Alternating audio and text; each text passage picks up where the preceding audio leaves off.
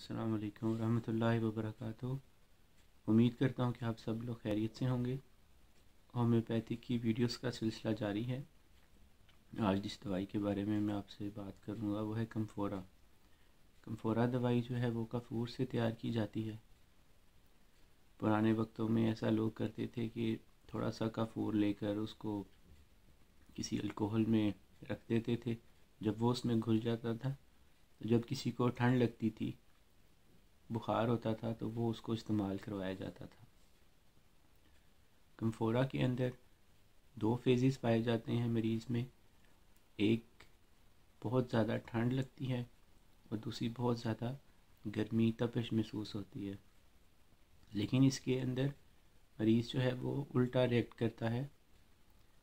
उसका रिएक्शन, उसका रद्द अमल बिल्कुल उल्टा होता है। अगर उसको ठंड लग रही है तो तमाम खिड़कियाँ खोल देगा, बिस्तर से अपने रज़ाई में से जो है वो पाँव बाहर निकालेगा, रज़ाई पीछे कर देगा। उसको ठंड लगने के बावजूद भी अपना जिस्म को ठंडा रखना है, जो कि बिल्कुल उल्टा है। अगर तो ठंड लग रही हो तो आदमी अपना जिस्म ढकता है, लेकिन कम्फोरा जो है वो अपना जिस्म जो है वो कपड़े उतारने, रज़ाई उतार देना, खिड़कियाँ दरवाजे खोल देना, तो ऐसा रिएक्ट करता है। दूसरी फेज़ इसमें है जब मरीज़ को बहुत ज़्यादा गर्मी महसूस होती है, उसके अंदर वो अपना जिस्म ढकना शुरू कर देता है। रज़ाई ले लेगा, गर्म कपड़े पहन लेगा, जुराबें पहन लेगा। तो ये दो कम्फोरा की अलामत है। घर वालों को ये ऐसा ही लगता है कि ये बिल्कुल ही बेवकूफ़ों वाली हरकत है कि ठंड लग रही है तो खिड़कियाँ खोल दी हैं, और अगर गर्मी लग रही है तो अपने आप को ढकना शुरू कर दिया। लेकिन अगर इस सूरत में कम्फोरा दवाई दी जाए तो काफ़ी फ़ायदेमंद होती है। इसकी एक खुराक नहीं, इसको बार बार इस्तेमाल करवाएं, तब इसका जो है वो फ़ायदा ज़्यादा ज़ाहिर होता है।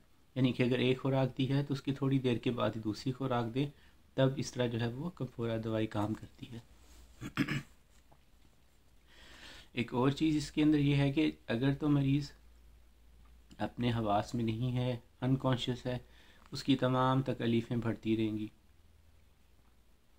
उसको ठंड लग रही है, ठंड लगती रहेगी। अगर गर्मी महसूस हो रही है तो गर्मी है, बुखार है तो बुखार महसूस होता रहेगा। लेकिन जो ही मरीज़ जो है वो कॉन्शियस हो जाता है, होश में आ जाता है, या अगर कहें कि जाग जाता है, तो उसकी तमाम तकलीफ़ें आहिस्ता आहिस्ता कम हो जाती हैं। यानी कि जब तक उसको होश में नहीं था, अनकॉन्शियस था, तो उसकी तमाम तकलीफ़ें आती जा रही थी, उसको तकलीफ़ हो रही थी। लेकिन जो ही वो होश में आना शुरू हो, अपनी तकलीफ़ों के बारे में जान जाए, कॉन्शियस हो जाए, तो उसकी तकलीफ़ जो है वो कम होना शुरू हो जाती हैं। ये मरीज़ जो है वो काफ़ी एक्साइटेड होता है, बातूनी होता है, बातें करता है, बोलता ही जाएगा, बोलता जाएगा, और पोलाइट अच्छे लहजे में या धीमे लहजे में बात नहीं करता। इसको जब ये इसमें एक ऐसी कैफियत भी आती है कि पेशेंट डर जाता है, घबरा जाता है, उसके अंदर इसको कंपनी की ज़रूरत होती है। ये चाहता है कि लोग इसे बात करें। उसके अंदर भी डांटना है, चिल्लाना है। जब गुस्सा आता है, किसी भी चीज़ से गुस्सा आ सकता है, छोटी सी बात से, उसमें डांटेगा, चिल्लाएगा, ऊंची आवाज़ से बात करेगा, धीमे लहजे से बात नहीं करेगा। अनसेटिस्फेक्शन फ्रॉम इनसाइड, ये भी इसमें अलामत पाई जाती है गुस्से के अंदर। लेकिन जब इसको डर महसूस होता है, तब ये इसका दिल करता है कि ये कंपनी में रहे, अकेला नहीं रह सकता। इसका दिल करेगा कि लोग मेरे साथ बात करें, मैं एक कंपनी में रहूं। इसको इसकी डर की बात कर लेते हैं। इसको अंधेरे से डर लगता है, रात का डर लगता है। जब सोने जाता है तब डरता है कि कुछ बुरा ना हो जाए, या कुछ ना कुछ बुरा होने वाला है, मुझे कोई नुकसान पहुंचा देगा या मुझे कोई मार देगा। इस दौरान जो है वो कंपनी चाहता है। उसका दिल नहीं करता कि वो अकेला रहे, कोई उसे बात करे, कोई उसके पास रहे। अगर इसकी इस डर की कैफियत को रोका ना जाए तो ये ज़्यादा हो जाएगा, उसे डिलीरियम्स होना शुरू हो जाएंगे, या उसके ख्याल में ऐसा आएगा कि वो बिस्तर से कूद कर खिड़की में से बाहर कूद जाए। ये भी एक अलामत जो है वो कम्फोरा दवाई के अंदर या पेशेंट के अंदर देखी जाती है। कूदना और खिड़की से बाहर जाना, वायलेंस, अनपोलाइट, गुस्सा, ये तमाम चीज़ें कुछ अलामात इसकी बेलाडोना से भी मिलती हैं।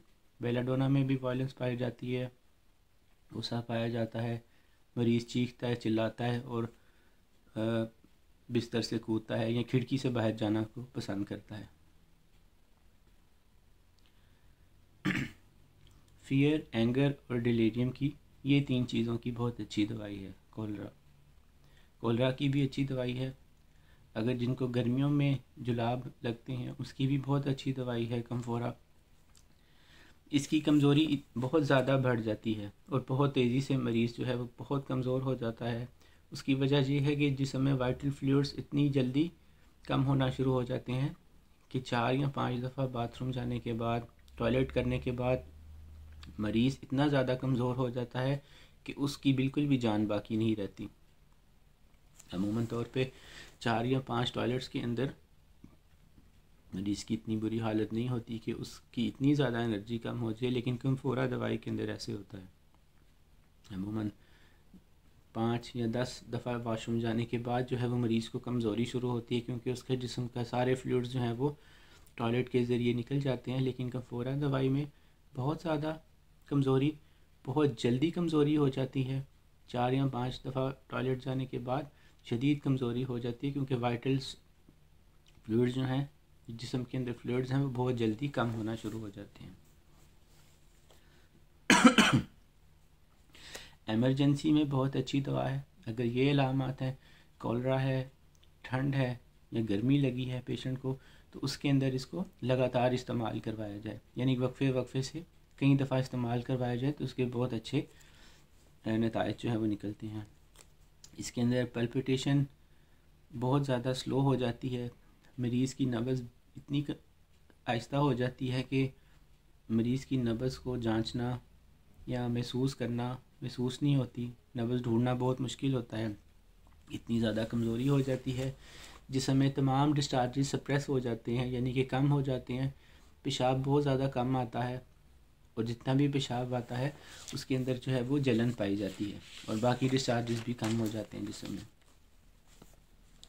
इसके अंदर कन्वर्जन यानी कि जिस्म फड़फड़ाता है, क्रैम्प्स हैं, पट्टे जो हैं वो खिंच जाते हैं जिस्म में, और इसकी बहुत ज़्यादा डोजेस दें तब जाके ये दवाई जो है वो अपना असर करना, अपना फ़ायदा जो है वो दिखाना शुरू करती है। इसकी कंप्लेंट्स जो हैं, इसकी शिकायत जो हैं वो देखते हैं किस चीज़ों से बढ़ जाती हैं और किन से कम होती हैं। ठंड से, ठंडी हवा से, ठंडी हवा का झोंका है, ठंडा मौसम है, डिस्चार्जेस सप्रेस हो जाने से और जब अनकॉन्शियस है मरीज़ तब होश में नहीं है, इससे बढ़ जाते हैं, इससे इसकी तकलीफ़ जो हैं वो बढ़ जाती हैं। तो ये थी कम्फोरा दवाई के बारे में। उम्मीद करता हूँ कि आपको ये वीडियो अच्छी लगी होगी। अगर आपको ये वीडियो अच्छी लगी है तो उस वीडियो को लाइक करें, चैनल को सब्सक्राइब करें और दूसरे लोगों तक भी ये वीडियो पहुँचाएँ ताकि दूसरे लोग भी इससे फ़ायदा उठा सकें। उम्मीद करता हूँ कि आपको ये मेरी वीडियोस अच्छी लगती होंगी और मेरे लिए भी दुआ कर दिया करें कि अल्लाह ताला मुझे तौफीक दे कि मैं ऐसी वीडियोस बनाता रहूं। और अगली वीडियो के अंदर एक नई दवाई के साथ आपकी खिदमत में हाज़िर होऊंगा। मुझे इजाज़त दीजिए। अस्सलाम वालेकुम रहमतुल्लाहि व बरकातहू।